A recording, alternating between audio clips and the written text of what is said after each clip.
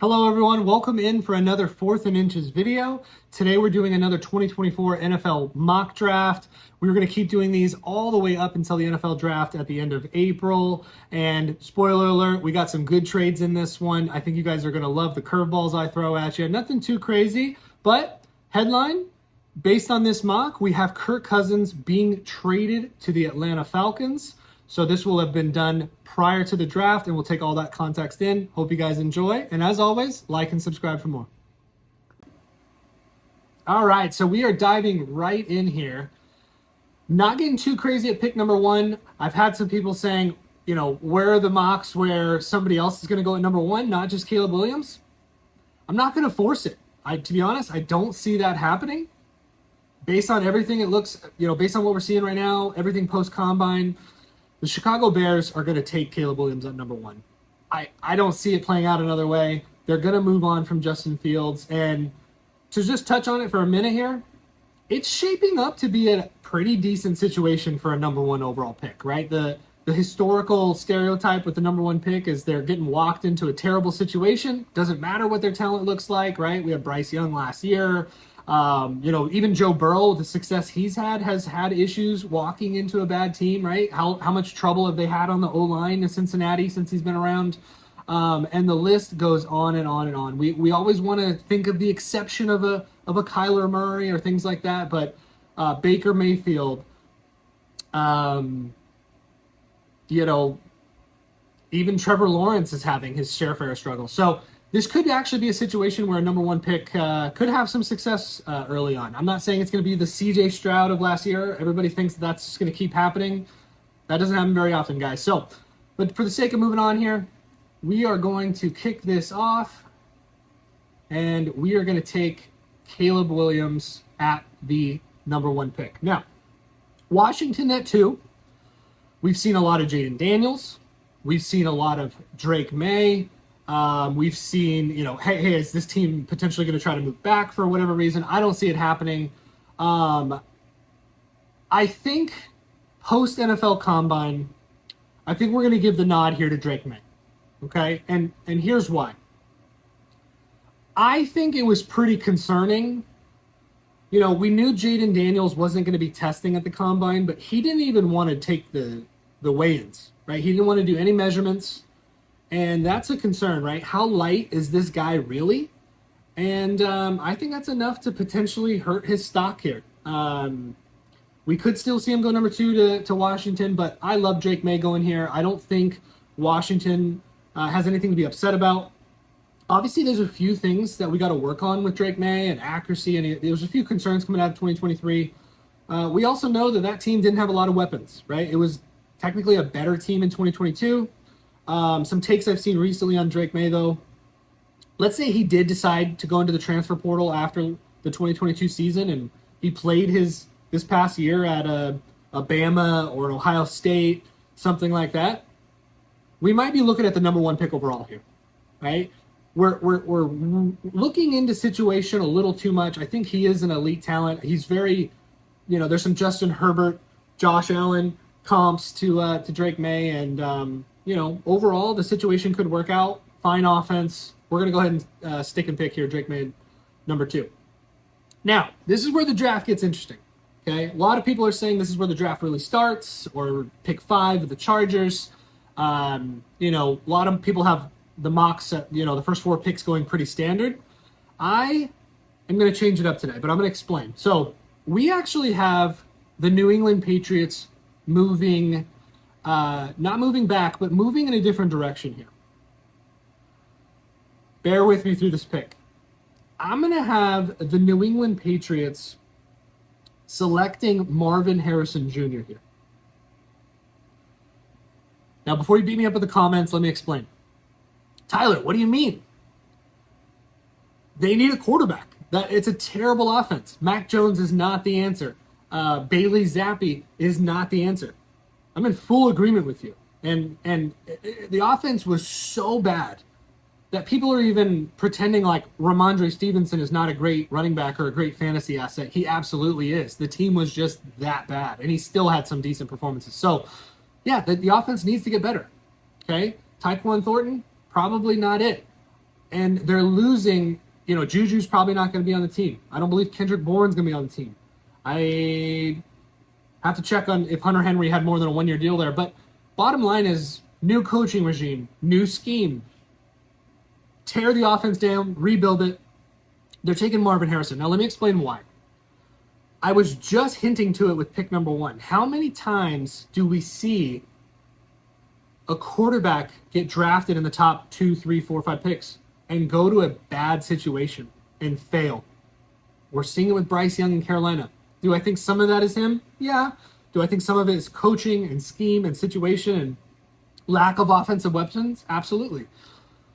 So here's the logic on this pick. Let's say they took a Jaden Daniels or a Drake May if he fell. Is that going to be another year or two of the team being bad? It's very high likelihood. I don't know if Jaden Daniels or Drake May could just come in and have a CJ Stroud effect where this team could be turned around almost instantly. I don't see that happening. So why take a QB and kind of force it?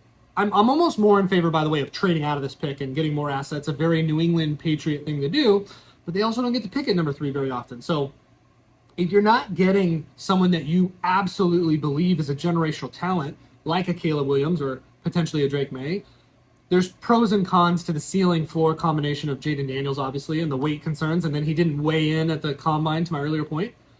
Take a generational talent at receiver and bring in a bridge quarterback. Okay, and Marvin Harrison may not even be enough by itself, but we know it's a loaded wide receiver class, and New England can get additional assets in the later rounds. So bring in a bridge quarterback, and I see that as a very, very possible, avenue here. Could they bring in a Sam Darnold and bridge him for 1 year and try to put together a decent team that can compete? It's possible. And then there's also some other quarterbacks that they could draft and say, hey, could we develop this guy and have him be the backup for a year? Maybe they take a Michael Penix later on, right? So I wanted to change it up. This is not an impossible route here, right? This is not an impossible way that this could go. And I could see them playing their cards that way. And then maybe they make a play for a quarterback in 2025 and try to rebuild the team that way. But it needs more than what pick 3 is going to solve for them. And so changed it up today. We got Marvin Harrison going. Now, every mock has, even my past mock, right? I got Marv going to Arizona at 4 if New England's taking a QB, or even if somebody else trades up to take a QB at 3. We've been having him go there. So Marvin Harrison falling off the board, if we're taking a quick look at this, they've got picks 4, 27, 35, 66. So they do have 2 first-round picks. They have Houston's 27, which they qualified for with the Will Anderson deal from last year. Houston succeeded. They didn't bet on this being a late first-round pick. So there's a narrative where they're not getting their guy here. Could they move out? Could they move back a bit? I absolutely think that's possible, especially if Jaden Daniels is still on the board. Some teams can make a move here now that want to go up and get that QB. They don't need a QB here. Well, Tyler, are they ever going to pass on Malik Neighbors at 4? It's possible, and today it is, so that's what's happening. We have the Raiders, who are at pick 13 here. They're going to be moving up 8 spots, 9 spots. And so we're going to push through a trade here. We're going to have the Las Vegas Raiders moving up to get their guy, because I don't see them getting a QB in free agency. Doesn't seem like Fields is going to go there. I don't think Kirk Cousins would ever go there. And it doesn't seem likely that Russell Wilson will go there because they're in division, and that almost never happens. Baker already re-signed. He'll be going back to Tampa. So they need a quarterback. And I don't think with Minnesota and Denver picking ahead of them that they expect to be able to sit and wait for a guy like J.J. McCarthy or something like that. So if their opportunity strikes, they could pay up. I think they're going to go try to get a quarterback here. So obviously, Cardinals would be getting their 13. They would be getting their first for next year. and then maybe something like a third and some swaps, or a second and some swaps, something like that. But we're going to go ahead and push this through, and we are going to make this trade happen. So Raiders moving up to 4, and they are going to take their perceived quarterback of the future here in Jayden Daniels. This is a very Raiders thing to do. This wouldn't be completely surprising to me, okay? Jimmy G, Garoppolo is not on this team, okay? If you missed it, he got hit with a PED suspension, at least 2 games. The Raiders immediately saw that as an opportunity. Hey, great. I can not have to pay all this money that I would have had in dead cap and things eaten up to Jimmy G, because now they have an out. PED violations they're voiding him out of the contract of all this money they would have to go. So he's not going to be with the team. Aiden O'Connell, rookie out of last year, started a few games. I wouldn't even say had flashes. I'd say he had moments of mediocrity, but Aiden O'Connell will likely be the backup for this team. He is not going to be the starter for the Las Vegas Raiders in 2024. They are going to go and get their quarterback here, Jayden Daniels. Now, Jayden Daniels is a Raider? Okay. They're going to have Davante Adams there. The guy can run. He's a dual threat quarterback. You know, it's a stacked wide receiver class. Obviously, they need more than Davante Adams. I do believe Jacoby Myers will still be there. And they drafted a good tight end last year. You know, they're likely losing Josh Jacobs in free agency, so they'll have to solve at running back. But this team's still probably competing for 3rd place in the division. I expect the Chargers to be better. I expect the Chiefs to win. Coin flip for Denver and the Raiders, you know, fighting for that 3rd spot. If they exceed that, I doubt it, but we got Jayden Daniels going to the Raiders here at 4. Chargers at 5 in division here. And this is interesting because usually Malik Neighbors is not on the board, okay? These top 3 players you're seeing here are what I believe the only 3 choices. Okay, we got Malik Neighbors, we got Brock Bowers, we got Joe Alt. Now, my last mock draft, I had Joe Alt going. I'll shorten the explanation briefly, but everywhere Harbaugh, the new head coach of the LA Chargers, Jim Harbaugh, wherever he has gone, wherever he has coached, he has found success by being able to run the football and then scheme your offense off of that. When you're able to have a J.J. McCarthy that can throw on 2nd and 5 or 3rd and 2, that changes a lot, right? That changes so much. And so I know he wants to come in here and change the culture of this Chargers team, be a team that can run the ball. Austin Eckler was horribly inefficient last year. They couldn't run the ball.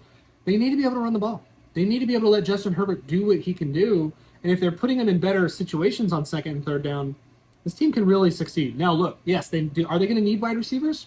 They are. Are they going to need them more in 2025? Yes. They're going to have Mike Williams likely one more year. They're going to have Keenan Allen here. They have Joshua Palmer, I believe, in the final year of his rookie deal. Found some success with the team with injuries last year. They drafted Quentin Johnson in the 1st. Didn't work out. Could we see a resurgence? Potentially. But he's very much looking like a supreme athlete that needs a lot of refinement and a lot of work to succeed in the NFL. Even with the injuries the Chargers had last year, the guy just didn't succeed. They did lose their tight end in free agency, so Brock Bowers could be a play where you bring in this elite talent and get Justin Herbert another weapon right off the bat. I could see that making sense. Malik Neighbors obviously can make sense, but we're also forgetting that this is a pretty stacked class in terms of offensive weapons. The Chargers are also picking at 37 and 69, where they could realistically get another offensive talent, or maybe another one of the tight ends in the 2nd round, and continue to support this team on offense. I also believe in the finances of this pick. The NFL, guys, is a business. And although receivers, great ones, cost a lot of money, tackles cost a lot of money in free agency. Much more than a tight end ever would. The highest paid tight ends in the NFL right now are getting 14, 15, 16, 17 million a year. the top tackles in the league are getting well into the 20s, way more. So if you're looking at this, hey, what great asset could I bring into my team that I could lock up for 5 years? Because remember, getting the 5th-year option with first-round picks, and then I don't have to go spend $25+ million a year for this elite talent that I need. And here's the other thing. They want to run the ball. They want to protect Justin Herbert. Got hurt again last year. They need to keep this generational quarterback who they just gave a bunch of money to healthy. They have Rashawn Slater on this offensive line already. Elite talent, in my opinion, one of the best tackles in the league. Why not run Joel opposite of him? It seems like too much for me to take at pick 5 a tight end. As good as he is, I just don't think you can justify taking a tight end at the 5th overall pick. The Chargers can move back a little bit and get him, maybe in the 10, 11, 12, 13 range. Maybe I like it a little bit better. I just don't see it happening. So we're going to go ahead and stick with Joe Alt here.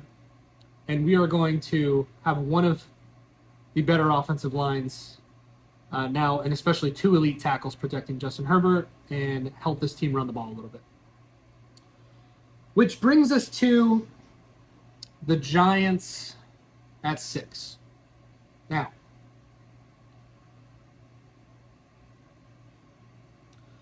we're going to pause here for just a second. Okay, we've seen a lot of Malik Neighbors go in there, but it really boils down to, does this team, this franchise, this GM believe, and Brian Dable, do they believe that Daniel Jones is their quarterback of the future? Okay, he got hurt last year behind some terrible offensive line play. If you bring him back, then you got to protect him if you do believe that he can have a resurgence. I don't believe he's the guy. I think they regret tying up all the money into him that they did. I think he'll end up playing this year, but I think they're already thinking about how do we turn this team into the team of the future for 2025 and on. But they're not going to take a QB at 6. They're not going to take a QB at 6. They're not going to reach on a J.J. McCarthy here. There's some other teams that I think would, which we'll get to in a second, but this team has to make some moves to bridge 2024 and then make some moves so that they can be a team of the future. It's not going to make sense here at pick 6. So I'm actually going to have Giants moving back here. Okay, post-NFL draft, quarterbacks are getting way more buzz. It seems very likely that Kirk Cousins is not returning to the Minnesota Vikings. So if he is not returning, then who's going to go there? Okay?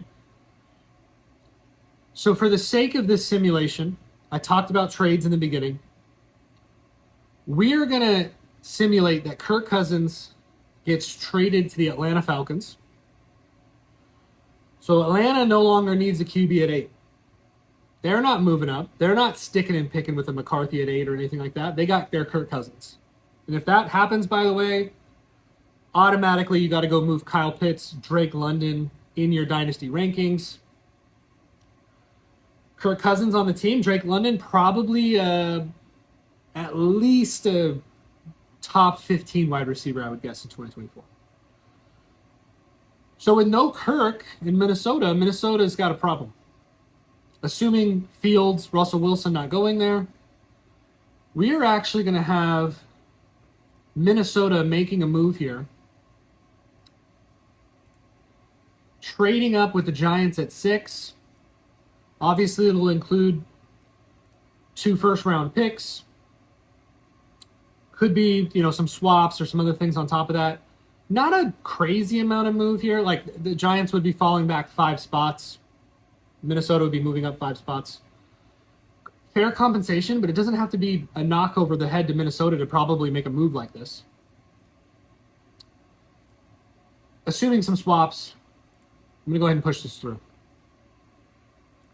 Giants are now on the clock at 6, and they are going to get their next QB, and they are going to take J.J. McCarthy here at 6.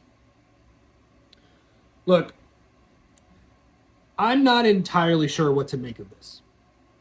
I'm not saying I'm an expert guy that's going to give you analysis on quarterbacks. Okay, I'm not a QB expert. But his stock is rising like crazy, especially post NFL Combine. Now, there were a couple tests I didn't love. He was missing some throws. Call it nerves, call it whatever you will. But if he's going into a system like this with an offensive-minded head coach, with weapons, like a TJ Hawkinson, like a Justin Jefferson, arguably best receiver in the NFL, stacking that with Jordan Addison, their first-round pick from last year. They do need to find some help at running back. They just released Alex Madison. But coming into a team with weapons, an okay offensive line, an offensive-minded head coach, right, Kevin O'Connell, this could work. J.J. McCarthy would be going into a situation with another good coach, another good scheme and system, where Kirk Cousins has had many years of success, similar to what he had in Michigan with Harbaugh. A team that needs to be able to run the ball, but with weapons and where they can scheme it up, and he could find success on this team. So I don't hate it. Pick 6 for a J.J. McCarthy feels a little rich to me, but this is not impossible. This is something that could happen, and they're getting a QB that could run in their system, and they're not having to pay him $35 million plus a year like they would Kirk Cousins. This could make sense for the team. So change it up here a little bit. Vikings moving up. This is obviously based on Kirk Cousins not returning to Minnesota, which, based on today, March the 9th, seems much more possible than it did pre-combine. All right, moving on to pick 7. We're going to make this quick. It's a slight change in who I'm going with here today, but the Titans need a lot of help. They need a lot of help. They need offensive weapons. There's some things for the defensive side they need to shore up. They need a running back. Depending on where you're at with Tajay Spears, if he can be a workhorse. Derrick Henry is no longer with this team. So the team's a mess. I think I have it projected as probably one of the worst offenses in the NFL next year. But they're going to give Will Levis a second year and see if they can build around this guy. And if he could be the quarterback of their future, if not, they're probably going to tear it down from there. But DeAndre Hopkins likely on this team. They have Treylon Burks, who hasn't really done anything. It was a first-round pick 2 years ago. Had some health problems, but we'll see.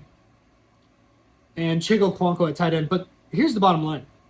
That offensive line did not perform. Tannehill got hurt, week 2 or something? Will Levis was getting absolutely beat up. Had a couple flashes here and there.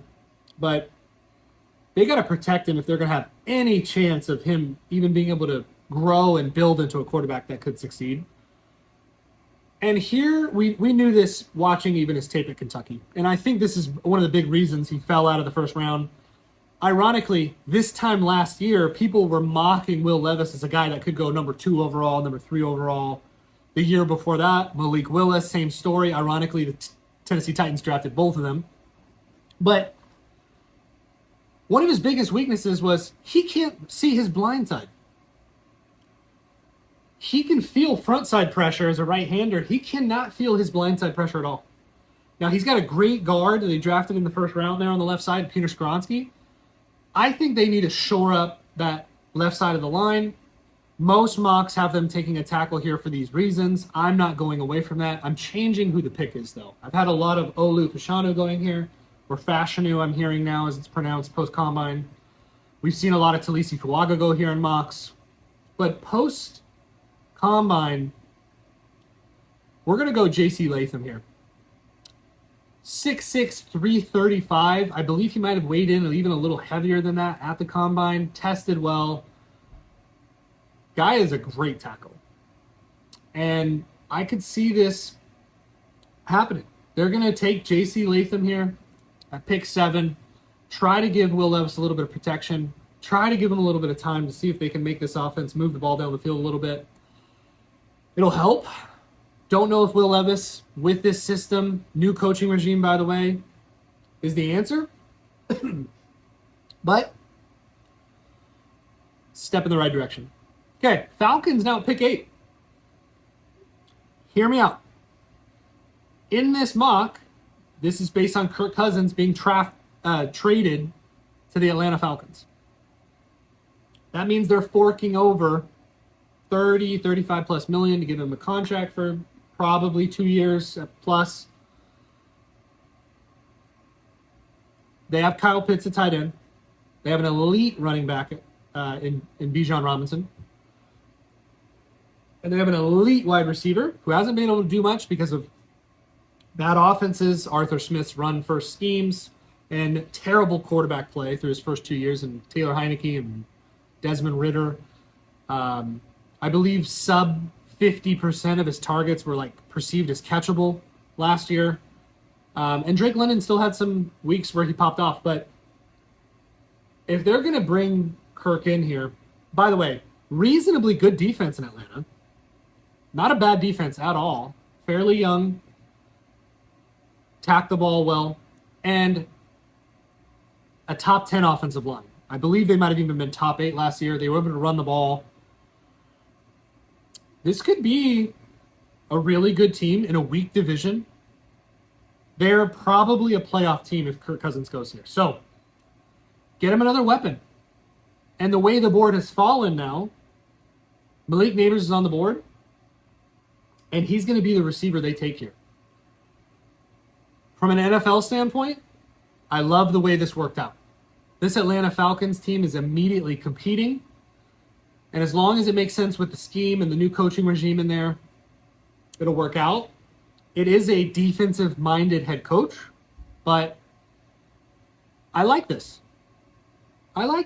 Kirk Cousins, solid O-line. They got Neighbors. They've got Kyle Pitts who can do what he does and stretch the field even. Hopefully, I like to see them using him underneath and some, routes, little drag routes and things like that. I don't think he needs to be the go route guy per se. And Drake London, do I love it from a fantasy perspective? No, it probably hurts.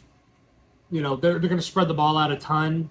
Kind of a similar feel in Minnesota, right? Is it going to be Hawkinson's week? Is it going to be Jordan Addison's week? Jay Jetta does what Jay Jetta does. I'm not saying that Drake London is Jay Jetta. So he'll, probably hurt him from a fantasy standpoint, but I like that. Moving on to the Bears at pick 9. I want to talk through a couple things here. So this is assuming, obviously, Caleb Williams went at number 1. We know they have DJ Moore. We know that they're losing Darnell Mooney. Excuse me. I believe he might be in the final year of his rookie deal. To double check that. Equinemius St. Brown will be there. Cole Kmet at tight end. Fields getting traded. I've heard a lot of buzz about that. They have a lot of cap space. I've heard a lot of buzz about them going after one of the big running backs in free agency. I wouldn't be surprised if you see a 2-3 year deal with a pretty good amount guaranteed to a Josh Jacobs, to a Saquon Barkley. I don't think you're going to get that kind of a contract for like a Derrick Henry type or Tony Pollard type, but they go get one of these guys. And Caleb Williams is walking into a decent situation here. Okay. Now, corner is listed here because they were expected to lose Jalen Johnson. It was looking ugly just a few months back. Today, March 9th, we know that they just gave a big extension to Jalen Johnson. He's going to be with the team for a few years, so they brought him back at corner. Okay, do we want to pad the O-line? Well, they also just went and traded for Ryan Bates from the Bills, excuse me. Gave him a 5th-round pick. So they've added some help to the O-line. Not a terrible O-line, not a great one. They're not going to take Brock Bowers. I think Cole Kmet's a fine tight end. I think Rome Odunze is in play here. But I think there are other things they can get here.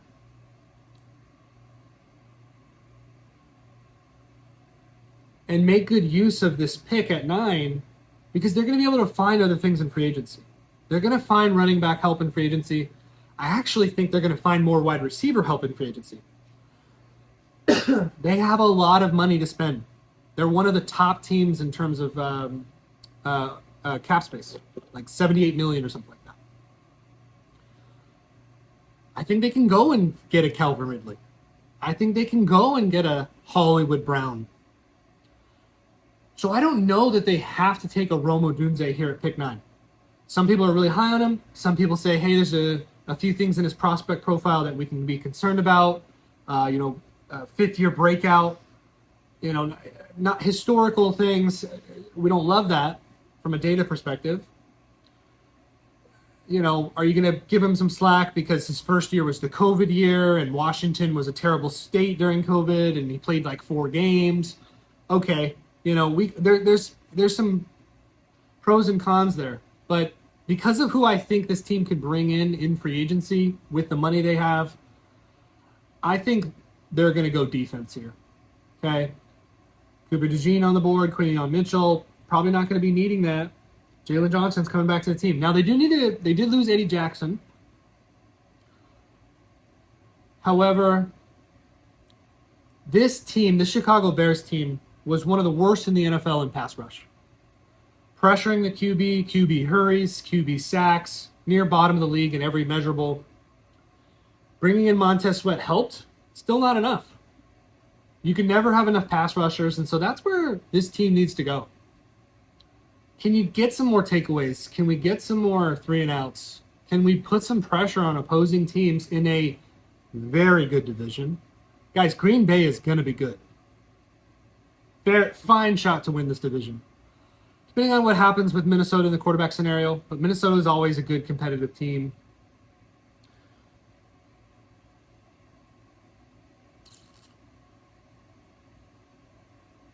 We're going to go pass rush here. Dallas Turner, if it's not him, it's Jared Verse, but arguably one of the best, if not the best pass rusher in this year's class, coming out of Alabama. Fantastic 2023 season. I think he could come in, be an immediate impact player for them, help provide some more pass rush support. Get in there, opposite of Montez Sweat, perhaps. And like I said, kicking off this video, some things come together here. Caleb Williams could be getting drafted into one of the better situations we've seen in a long time for a number 1 overall pick. All right, moving on to pick 10. We have the New York Football Jets. Yes, I know Brock Bowers is on the board. As spicy as that is, they have other needs. And, Tyler Conklin's going to be their guy. They just released CJ Uzomah. It'd be exciting to see Brock Bowers go there. They need more help on offense. Garrett Wilson can't do it by himself. They have an elite running back in Breece Hall, but it comes down to this, guys. They're trying to win a Super Bowl, right? Aaron Rodgers has got a year left, maybe 2. And the guy's, 41, turning 42 years old? Like, they don't have a window here, guys. So they got to kind of run up the credit card here, cash the chips in, try to go for a run, and remind you, he got hurt on the first play of the first drive of the first quarter of the first game of the year. Total bust. Total scratch season for Garrett Wilson from a fantasy perspective. Can't knock him for it. So they got to shore up this offensive line. They need help. Mekhi Becton having injuries. Elijah Vera-Tucker having injuries. So we're going to go ahead and we are going to give the New York Jets here an elite tackle in Olu Fashanu. Might be pronounced Fashanu now, I'm learning. And they're going to try to protect this guy. He has to stay healthy. He has to stay on the field for them to have a chance to compete in a pretty tough division. And that's where they're going to go offensive line. So, back to the Giants. Pick 11. Ironically, because we see a lot of mocks where Rome Odunze is going to the Giants, they might be able to do this move here and still get the guy at 11 that they could have taken anyway. Neighbors is falling to him sometimes, sure, but Rome Odunze is a great prospect. This team needs offensive weapons. I believe they were the worst wide receiver group in the NFL last year. They're losing almost all of them. Who are they going to have? Wan'Dale Robinson? He could stay on the field. Darren Waller, you guys, if you haven't heard, is considering retirement. Guy's banged up all the time. He's hurt. It's a grind to stay healthy on a bad team, on a bad offense with bad quarterback play. He can't even run his route and even be looked at because the quarterback has no time to even let the route develop to throw it to him. He has a lot of reasons to retire. He comes back, okay, but this team needs help. So we're going to go ahead and give him Rome Odunze here. Try to give him a weapon. Yeah, I know the team needs help at offensive line here, but they got some more picks. They can continue to pad and rebuild this team. Take some of the other team needs in the later rounds. But if Odunze is still on the board at 11, you have to take him. Moving on to the Denver Broncos at pick 12. In preparation for this mock today, I think this might be the pick I struggled with the most. I think it's the pick I struggled with the most because they have no quarterback. Russell Wilson is confirmed to be leaving the Denver Broncos. They even gave him early permission to start trade dialogues. You know, they're trying to be cordial through it seems like, and get him out of there. But if you missed it yesterday, or 2 days ago, I believe Adam Schefter posted on Thursday, the March 7th, the Denver Broncos, and this is the Russell Wilson effect, because they're going to pay him $30-something million to play for another team this year. They have cap space problems. They are now going to be releasing their safety, Justin Simmons, all-pro, absolute stud, because they need to save money. I think they're saving $11-12 million by releasing him. He's going to get a great deal somewhere else. Whatever team needs him, he's going to be fine. But as a Denver fan, it hurts. Russell Wilson is the gift that keeps on giving right now. So, excuse me, they need help on defense. If there's a trade back opportunity to get more assets, I think they'll do it. Especially if it played out this way. J.J. McCarthy is not on the board.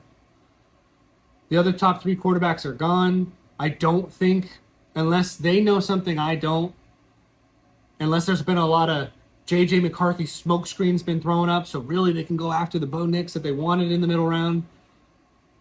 Otherwise, they're not taking him.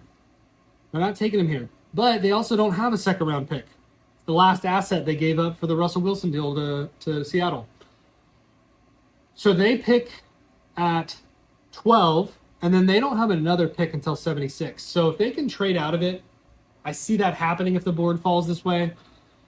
But let's say there's not an opportunity to trade out of it. They're going to go defense here. I like Cooper DeJean here. I like Quinyon Mitchell. They could use another corner opposite of their elite Patrick Surtain III. Another guy they're going to have to pay here soon. But because Justin Simmons is gone, I'm actually going to give him Cooper DeJean here.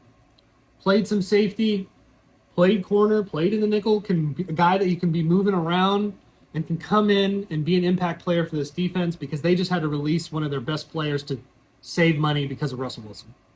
So I have Cooper DeJean going to Denver at 12.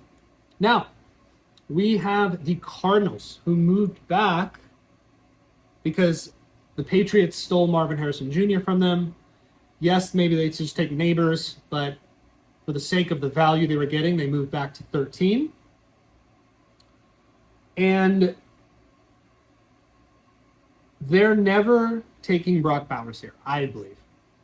Unless they can think of a way to scheme him in. I don't think Jonathan Gannon's got it as far as that offensive mind goes, but I'm certain Brock Bowers doesn't go here. They need help on defensive line, like Byron Murphy could be the guy here. They also pick, again, at 27. They need wide receiver help. Hollywood Brown is leaving this team. That leaves them with what? Michael Wilson? Okay. If Odunze fell to 13 by some means, okay, they could take him here. But if we look at the wide receivers on the board, I don't think you can take a Brian Thomas at pick 13. He's projected late first round at best. It's way too early for a lad McConkey, in my opinion. I have my reservations on Adonai Mitchell now. I think Troy Franklin's a great talent. It just doesn't feel right taking a guy like this at pick 13. So we're going to continue to work on protecting Kyler Murray, who they just gave this massive extension to. There are some elite tackles still on the board here. It's a great value at 13 versus taking a tackle at 4. So we're going to give them Talisi Fuaga here, continue to shore up that offensive line, keep Kyler Murray protected, keep him healthy, because it is a stacked draft class, okay? They have multiple early picks in the first and second round, so they can get some other wide receiver help later on, and potentially you might see that at their pick at 27. New Orleans at pick 14. They have it listed as QB, tackle, and defensive interior needs. Why are they saying QB? It's because they're not sure about Derek Carr. I'm not sure about him either. Do I think he's the quarterback of the future? No. Do I think he's a guy that's good enough to compete in a weak division? Yes. They were fighting for a playoff spot up until the last couple of weeks of the year, and then lost some games they shouldn't have to Tampa and Atlanta, I believe. But if Kirk Cousins goes to Atlanta, if Justin Fields goes to Atlanta, I don't think they can win this division. I don't. But there's no QB you're taking here with a pick 14. So they're going to shore up some of their other needs. And defensive line being one of them, this is where I have Byron Murphy going. Now, Byron Murphy absolutely crushing last year for UT in 2023. Strong combine. Measurables look great. I believe he actually weighed in a little heavier than this. They have him at 308 here. I believe he came in heavier than that. But the guy is an athletic freak. And this is really going to help that run defense and that defensive interior here. Do I think he's a guy that's going to get you a bunch of sacks? Not necessarily, but that's not the need here. Byron Murphy, great value. He's a guy that's hard to say could fall out of the top 10. He did here. A lot of mocks have him going earlier than this, so we'll see. Brings us to the Indianapolis Colts at pick 15. Now, before I make this selection, I just want to talk through something here. We've had Brock Bowers on the board for a while now, okay? I didn't mention it with this last pick, but it applies as well. Could the Saints have taken him? Potentially. They don't have an elite tight end. Who's over there? Foster Moreau and Jawan Johnson. Okay, tight ends, sure. Jawan Johnson's a little bit more of that athlete, that premium jump ball guy, but they're losing Michael Thomas. They're going to have Chris Olave, obviously their wide receiver one of the future. They have that speedster that runs the go routes that, Derek Carr likes to hit on the 9 ball. But Brock Bowers could go there, but I just think they have other bigger needs. And again, it comes down to the value of these players at these picks and how much they actually usually cost when the time comes. I wouldn't love Brock Bowers going there either. But if we're talking about these next few teams, what are some teams that could make a move for Brock Bowers here and maybe try to move up a couple spots, get their guy?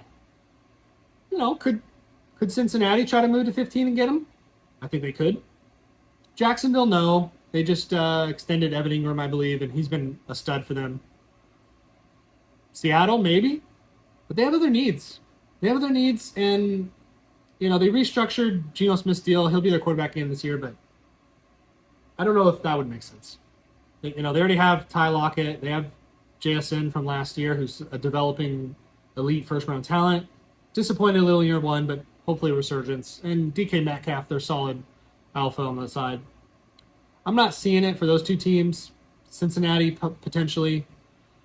The Rams is interesting. Now, they have a lot of other needs, so it probably wouldn't happen, but it is interesting. Cooper Kupp, Puka Nacua, Kyron Williams at running back.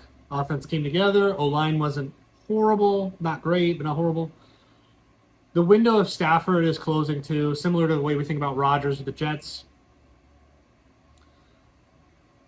But if you're going for another Super Bowl run, you're trying to run up that credit card a little bit, Brock Bowers is sitting here at night, move up.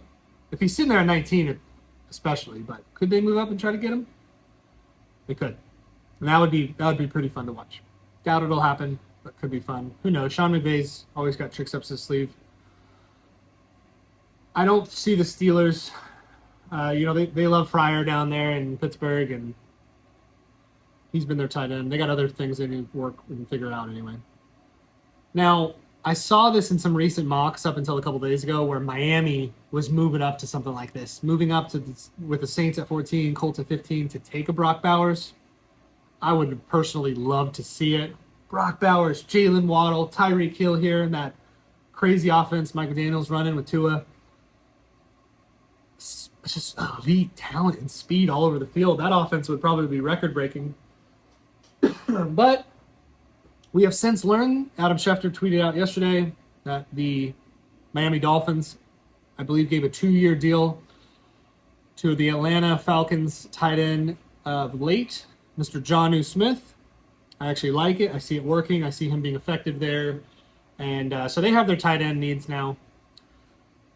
Outside of that, I don't really see it happening, and we're getting too many picks away where the cost would be too much. So I don't have it happening in this mock, but there are some teams here that could get fancy in the middle round of the first or middle part of the first and try to get a Brock Bowers. But not happening for the Colts here. It could, but they have other needs. And for that reason, we are going to be giving them a corner. Huge need for the team. And it is going to be Mr. Quinyon Mitchell. If you didn't see it, tested extremely well at the combine. He was a guy that everyone was pretty high on, and I would say he's only climbing the mocks now. I believe ran the fastest 40 time out of all the corners. A little bit lower on the length numbers than people were hoping for. I believe the arm length, things like that, but still elite talent out of Toledo and something this team really needs. So we got Quinyon Mitchell going to the Colts at 15. Seattle Seahawks are now on the clock at pick 16. Major needs listed as guard, center, edge rusher. If we are looking at the board, there is Jackson Powers Johnson here who could come in and make an impact for this team. We also got Leatu Latu. But if we get to 16 and someone like a Jared Verse is still on this board, defensive-minded coach coming in, obviously Pete Carroll's not there. Not a terrible offense other than just some of the bad quarterback play from Geno last year. A couple of things that didn't work scheme-wise, but I think if we get to 16 here, I don't think they can pass on a pass rush talent potentially like Jared Verse, and that's who I have going here. The team can never have enough pass rush, and this defense is not quite what they wanted it to be last year. And we saw some regression with some of the quarterback play. Well, you get to the pass rush, get to the quarterback a little quicker, and you can support those corners a little bit. Tariq Woolen and Witherspoon that they drafted last year, who's a fantastic talent, by the way. Moving on to the Jacksonville Jaguars, pick 17. For a while here, I had a lot of defense, a lot of linebackers, a lot of edge rushers going here in my mocks. I like a Leatu Latu here, potentially a Jared Verse if he was still on the board. But since my last mock, we now know that the Jacksonville Jaguars are going to be bringing Josh Allen back, extending him. Smart. He's a great talent, and it would be a huge hole in their defense without him. So bringing him back, I think that pumps up the defensive back need a little bit more. Obviously, they need some support on the O-line. Yes, Jackson Powers Johnson's here. I think there's some other guards and centers that will be fine that they can take in the later rounds to continue to work on the protection of Trevor Lawrence, which is important. The guy couldn't stay healthy last year, but we're in this position with the board playing out the way it has. For me, it comes down to, are they taking Nate Wiggins or Terrion Arnold? I think because of,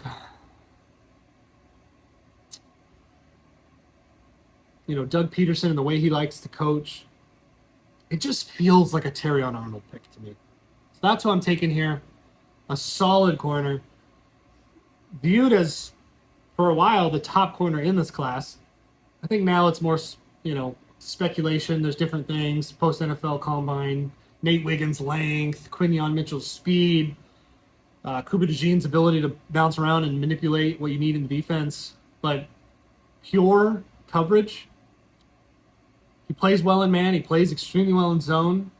I like Terrion Arnold here, and he very likely could go earlier than pick 17, but definitely a need that this Jacksonville Jaguars defense has.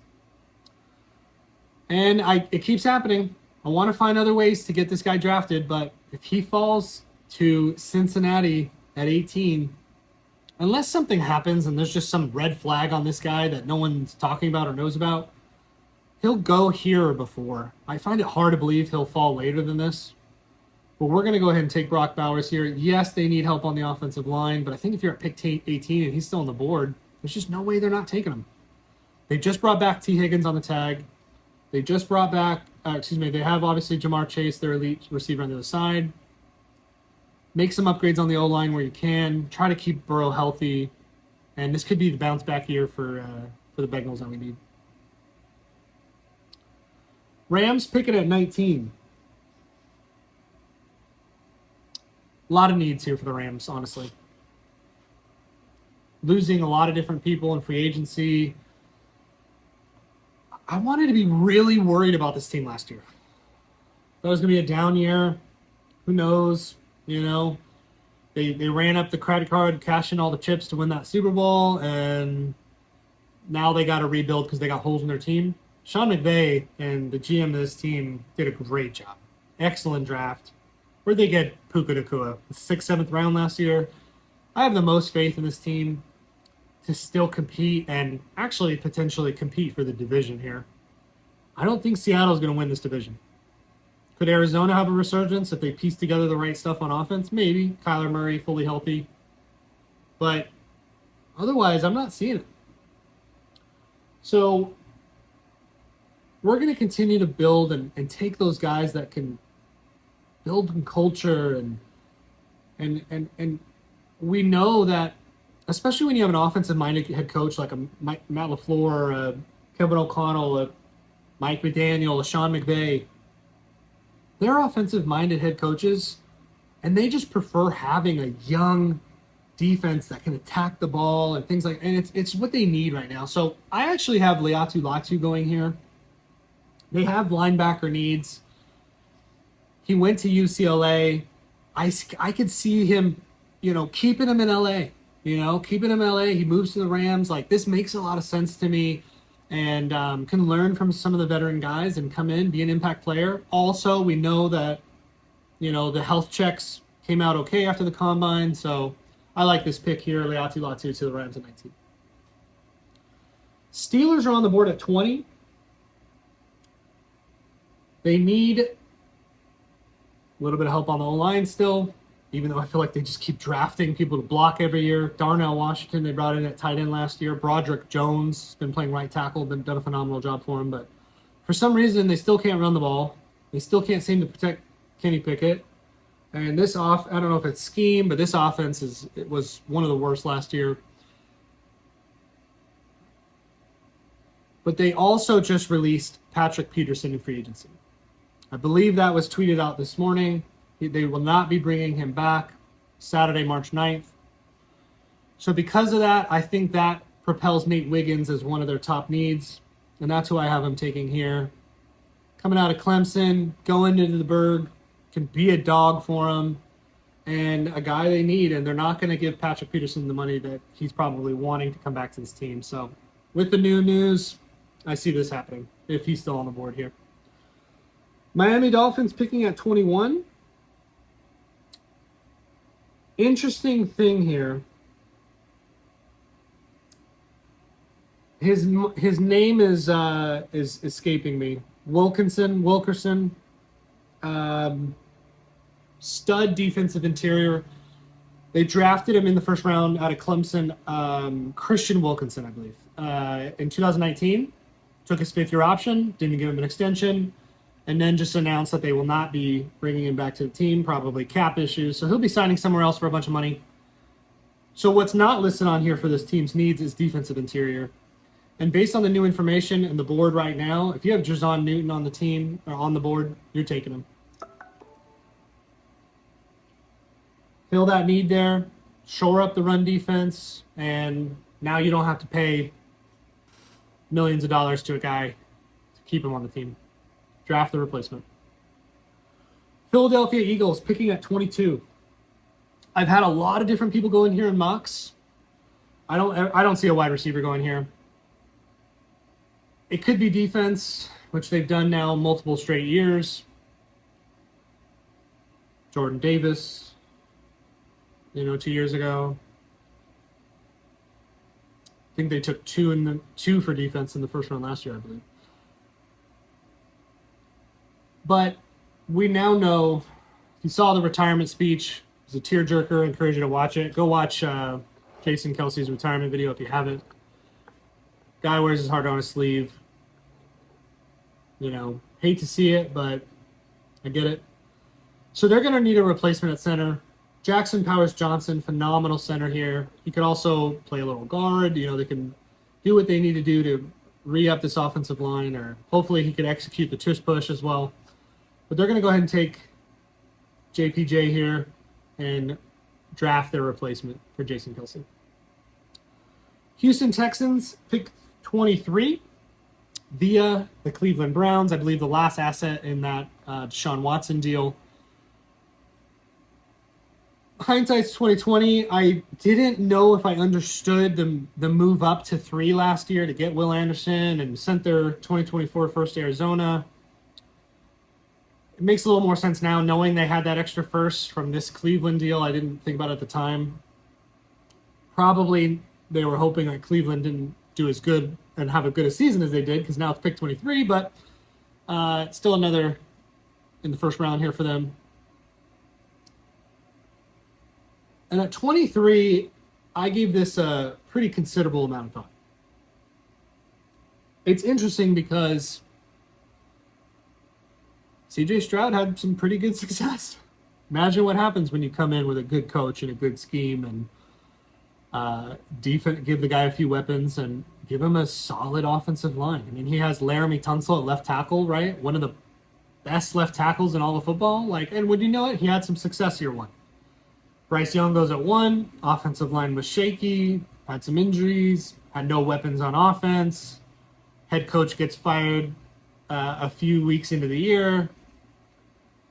And that's why I think, it feels a little similar to the situation Caleb Williams would be walking into that CJ Stroud had in Houston, so he could have success. But there are some defensive needs. However, with where the board's at, I don't feel comfortable taking these guys. A lot of them got pulled on early. Could it be a Kool-Aid McKinstry, TJ Tampa? We could see something like that, I'm sure. But I don't hate the idea of giving CJ Stroud another weapon here. Well, Tyler, what do you mean? They got Nico Collins and Tank Dell. Yeah, Tank Dell also is 165 pounds. And injury at that weight is very likely, and it could happen again. Obviously, I love the guy. I would love to see him stay healthy all year. But then after that, you just got Nico Collins. Noah Brown is not it. John Mechie, I would love to turn into something, but, couldn't play year one. He had the leukemia, and, he's just developing and hasn't quite been out of Alabama what we would hope he had been. Hopefully he could resurge this year a little bit. I would love to see that for him. But I also could say, hey, let's get CJ Stroud another weapon. Now, they did bring back Dalton Schultz. They just gave him an extension, 3 years. Love to see it. Good shout out to the doc. Said I'm going to vote for myself. Didn't take the deal that Dallas offered him. Got a 1-year deal in free agency. Bet on himself. Worked out. Got an extension. Love to see it. So we are going to give them another weapon, though. I want to give them a field stretching option here. And so this is a little earlier than I've been seeing him go, but I have Houston taking Brian Thomas Jr. here. Get him another receiver in there. Get him another field stretching guy that can make a difference. A touchdown machine at LSU this past year, I believe, led all of NCAA with 17 touchdowns, if I'm correct. And let CJ Stroud cook. Let him be able to scheme different things in the offense with another weapon. And this team's going to need to score some points. I also believe they're going to They have a lot of money to spend. They can go out and buy some of the pieces on defense that they still need. They could buy a wide receiver in free agency, don't get me wrong, but this is something that makes sense to me. And I do fully expect them to go buy a top-end running back in free agency. They could go get themselves a Saquon, a Josh Jacobs, a Pollard, a Derrick Henry, a DeAndre Swift. I'm certain one of them will land in Houston. They're going to pay him a bunch of money. All right, moving on to the end of the first round here. Finishing it up, we're going to have Dallas on the clock at pick 24. And I've gone a lot of different ways with this, but if you're going to try to run it back, you can't do it with a worse offensive line. Okay? They had a pretty good one. You know, they've got some all-pros there, Zach Martin, all that good stuff, but Tyron Smith is leaving this team in free agency. And he's old. He's not going to be worth the money he's asking. They're not going to want to bring him back. I think with these excellent tackles on the board here, you need to draft a left tackle, replace Tyron Smith, get some youth over there, protect Dak Prescott's blind side, should they give him extension. I'm hearing some crazy 40, 50 million nonsense, which I wouldn't personally do. But if you're going to pay Dak Prescott that much money, which I don't think he deserves in my opinion, you've got to make sure he's protected. For that reason, I'm taking Amarius Mims here. I like Troy Fautanu a lot out of Washington, but this pure size, type of offense they were running in Georgia, Amarius Mims coming in at a towering 6'7", 340 pounds. We are going to lock up Amarius Mims here for the Dallas Cowboys. Now, pick 25. I love this pick, and I love this team. Not a Green Bay fan, but I love what they're doing. I love what Matt LaFleur's done, the GM and the ownership of this team. We didn't know what to expect. And what they've done with Jordan Love and his development, how good that team was, won a playoff game with an offense comprised of almost all rookies other than Aaron Jones being the only veteran at running back, and he'll be back this next year. A.J. Dillon will leave in free agency. They crushed their draft. Luke Musgrave, rookie. Love him. Tucker Kraft, rookie tight end. Love him. Jaden Reed came in, immediate impact. Dontavian Wicks, receiver, came in, immediate impact. Yes, Christian Watson is their perceived first-rounder Alpha X. I think he might not end up being the best piece on this offense, honestly. Where they do need help, though, is on their defense, especially the secondary. And that's where I'm going to have them going here. They need corner help. They need safety help. I think Tyler Nubin is in discussion here on the board out of Minnesota. But they need corner. And if we're talking about who's still on the board, I believe the best available corner still left is Kool-Aid McKinstry. Some people have him falling out of the first round. Based on these team needs here, I'm just not seeing it. It would have, unless some of the other ones really got pushed down the board for something else happening in the first part of the round. But we're going to take Kool-Aid McKinstry here. Give this Green Bay team even more youth, which they love down there in Green Bay. They have a young defense that's attacking the ball. And Kool-Aid McKinstry will give them some much-needed help in that secondary. Pick 26, Tampa Bay Buccaneers. They need some help in corner. They need some linebacker help. They need some additional pieces on the offensive line, guard, center. It's saying they need a tight end here. They still have Cade Otton on their rookie deal. He hasn't been that bad. I don't think that's going to by any means be the pick here. Brock Bowers will never fall to 26. Doesn't matter. They're never taking a running back in the first round. So, yeah, I think like an edge rusher could be in play. I don't love who's available right here at 26. I think this is a team that's a candidate to move back if they could. If the guys they need aren't falling in place, I definitely could see them falling back, trying to get some additional middle round picks, maybe a future first, something like that. I definitely could see that happening. But they brought back Mike Evans. They just gave him an extension. That would mean to me that they're going to be bringing back Baker Mayfield. So they're going to try to run this team back, improve it. They got a nice running back in Rashad White. Chris Godwin will be there. Trey Palmer, rookie out of last year, showed some positive signs. So they might add some other pieces. So I think it's more so about shoring up that offensive line, keeping Baker Mayfield protected. And that's why I actually like Graham Barton here. Could they use him at tackle? Absolutely. But he's a guy that's played some guard too. They can move him inside.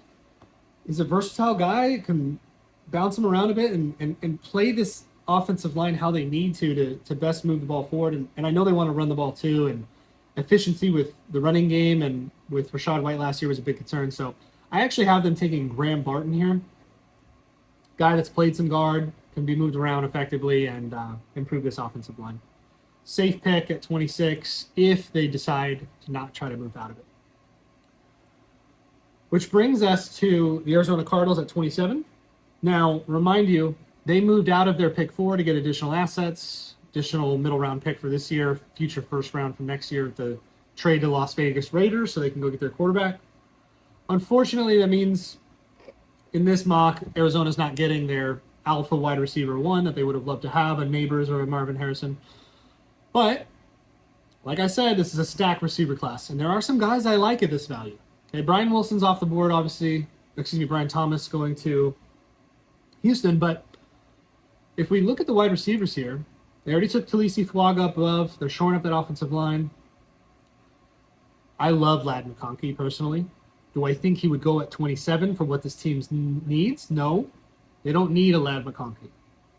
He would be beneficial to the offense, but Trey McBride, their best offensive weapon at this time. They have Michael Wilson, kind of the little bit of the X receiver on the outside. Hollywood Brown leaving. Ladd McConkey's not going to be what they need. Adonai Mitchell, could I see that? Potentially. Field stretching type guy. But I just feel like all I saw from him in UT and all of his tape was like a hitch route or a go route. And yeah, although he might bring some field stretching elements, like I don't per se say he's a better replacement to Hollywood Brown by any means. I actually like here Troy Franklin. I think he's a Hollywood Brown-esque type of player.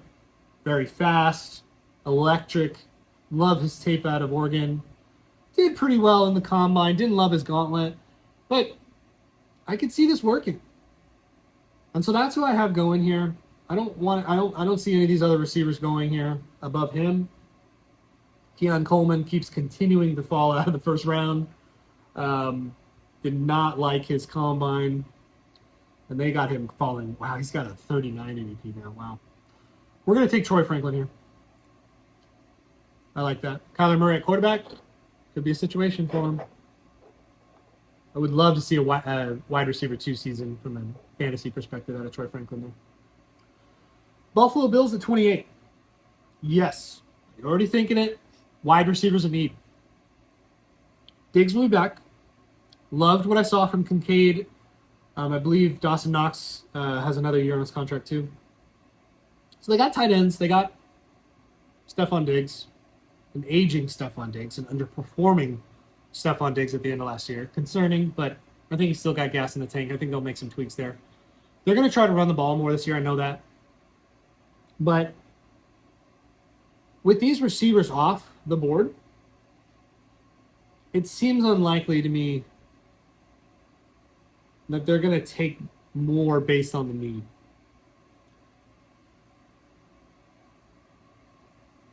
Also, Jordan Poyer, they just announced they're going to be letting go a couple other guys on defense because they're running into cap trouble.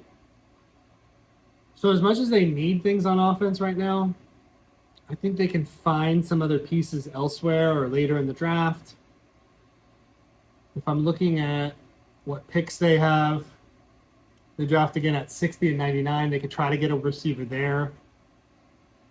You know, Khalil Shakur in the slot has been showing some signs of life. Maybe he could be more of an impact player in 2024.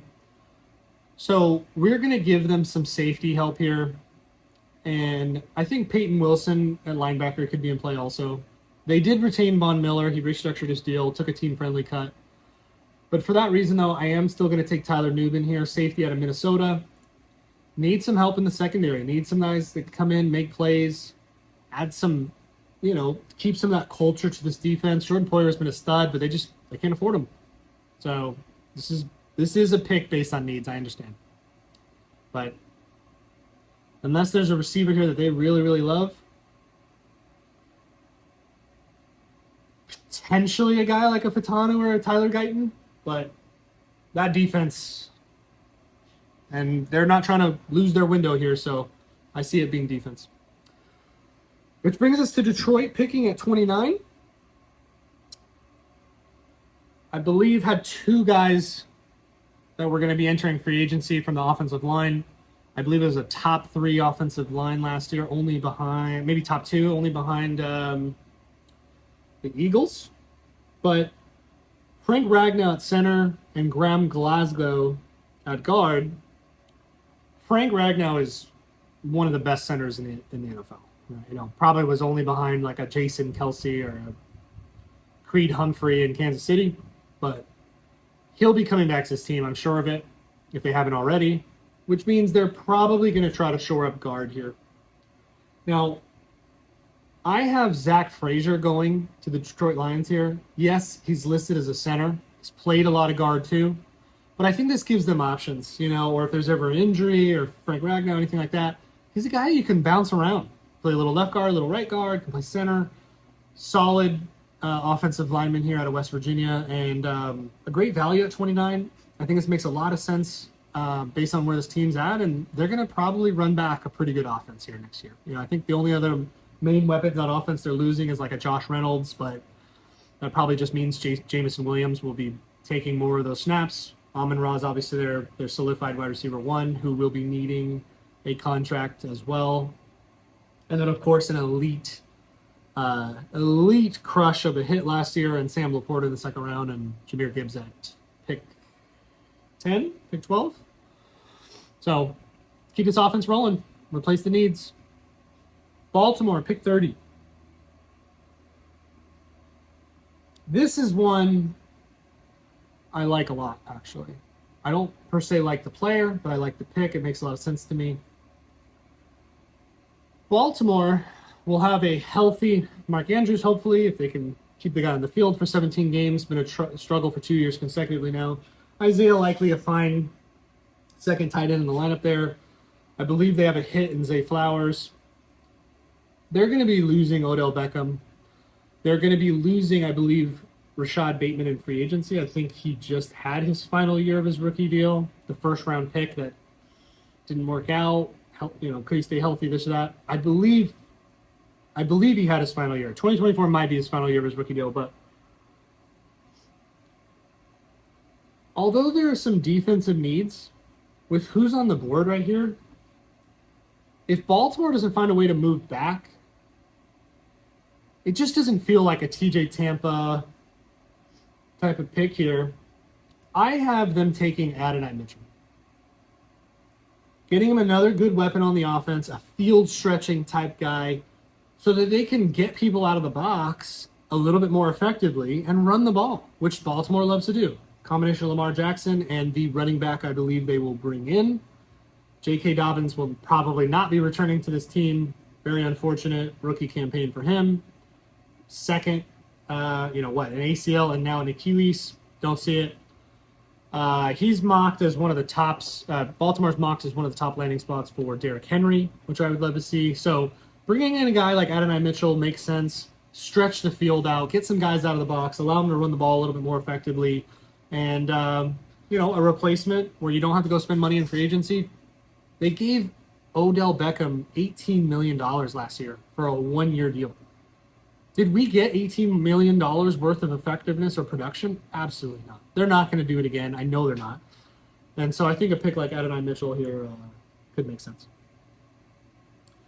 Which brings us to the final 2 picks of the first round.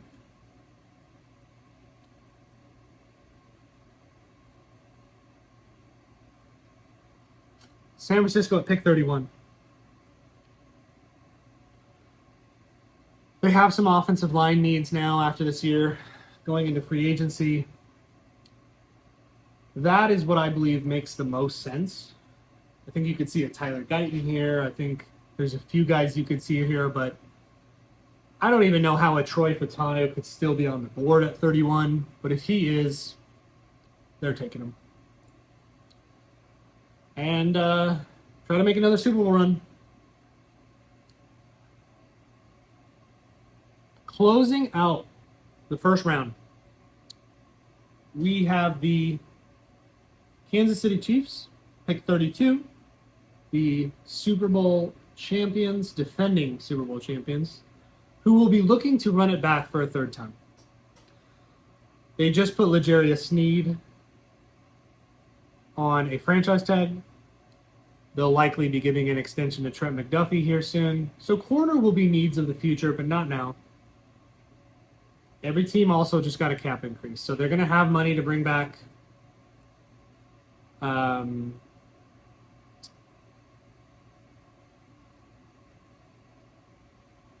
most of what they're going to need on defense. So, and they also just gave Drew Tranquil an extension. I believe that came out yesterday. So we know that wide receiver was one of the biggest problems with this team last year. Okay? They took Rashee Rice in the second round. He hit. Love to see it. They took Sky Moore the year before that. Didn't work out. Can't say that MVS worked out. He is leaving a free agency. They are going to need a field stretching type of guy. However, when do you ever see Kansas City winning their games because of the 9-ball that Pat Mahomes chucked down the field? Like, yeah, maybe back more in the Tyreek Hill days, but they've been destroying on offense without even that guy the last couple of years, right? There's been no Tyreek Hill. MVS is not Tyreek Hill. Mecole Hardman and an aging Travis Kelce, right? So I think another offensive weapon in here makes sense. I think they could pursue a good running back in free agency. Cap space is a thing, but I'm going to change it up here. I love this wide receiver. He had an amazing combine. Ran faster 40 than I expected. I believe like a 4.39, something like that. It was plenty fast. An amazing gauntlet. I'm going to go ahead and take Ladd McConkey here, and we're going to end this first round and give the Chiefs another receiver to go for their hat trick and try to win another Super Bowl. And that will conclude the first round. Threw some curveballs out there today on purpose. Nothing too crazy, though. I think a lot of these picks are exactly how it could play out. I really hope you guys enjoyed today's draft. It was a lot of fun. I had so much fun doing it. If you enjoyed the video, guys, the best way to support my channel is to like and subscribe this video and keep coming back for more. I'm going to keep cranking out 2024 mock drafts all the way up until the NFL draft at the end of April. Goal is to do at least 2+ of these a week. I will be doing some additional ones where I'm including the second round as well. So please stay tuned if you like it. I would also love to hear you guys' comments, feedback, good takes, bad takes, opinions on anything. Leave them in the comments. Want to get some dialogues going? I appreciate it, guys. Thank you for supporting this channel, 4th and Inches, and have a great day. Take care.